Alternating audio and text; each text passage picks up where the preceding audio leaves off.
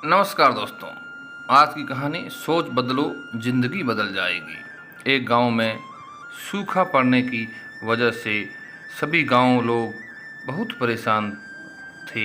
उसकी फसलें खराब हो रही थी, बच्चे भूखे प्यासे मर रहे थे और उन्हें समझ नहीं आ रहा था कि क्या समस्या का समाधान कैसे निकाला जाए।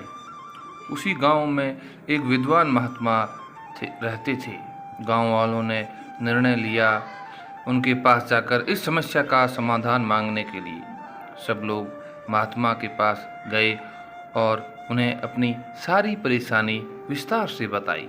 महात्मा ने कहा कि आप सब मुझे एक हफ्ते का समय दीजिए, मैं आपको कुछ समाधान ढूंढकर बताता हूँ।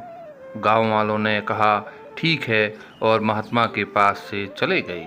एक हफ्ते बीत गए लेकिन साधु महात्मा कोई भी हल ढूंढ न सके और उन्होंने गांव वालों से कहा कि अब से आप सबकी मदद केवल ऊपर बैठा वो भगवान ही कर सकता है। अब सब भगवान की पूजा करने लगे, भगवान को खुश करने के लिए, और भगवान ने उन सब की सुन ली और उन्होंने गांव में अपना एक दूत भेजा। गांव में पहुंचकर दूत ने सभी गांव वालों से कहा कि आज रात को अगर तुम सब एक एक लोटा दूध गांव के पास वाले उस कुएं में बिना देखे डालोगे तो कल से तुम्हारे गांव में घनघोर बारिश होगी और तुम्हारी सारी परेशानी दूर हो जाएगी। इतना कहकर वो दूत वहाँ से चला गया। गांव वालों बहुत खुश हुए और सब लोग उस कुएं में दूध डालने के लिए तैयार हो गए।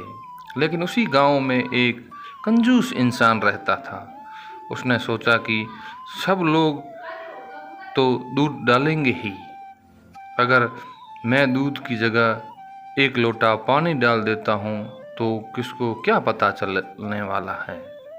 रात को कुएं में दूध डालने के बाद सारे गांव वाले सुबह उठकर बारिश के होने का इंतज़ार करने लगे, लेकिन मौसम वैसा का वैसा ही दिख रहा था और बारिश होने के की थोड़ी भी संभावना नहीं दिख रही थी।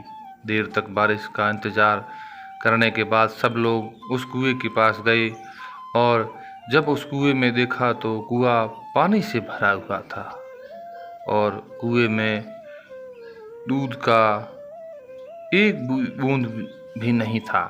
सब लोग एक दूसरे की तरफ देखने लगे और समझ गए कि बारिश अभी तक क्यों नहीं हुई, और वो इसलिए क्योंकि उस कंजूस व्यक्ति की तरह सारे गांव वालों ने भी यही सोचा था कि सब लोग तो दूध डालेंगे ही, मेरे एक लोटा पानी डालने देने से क्या कोई फ़र्क पड़ने वाला था है।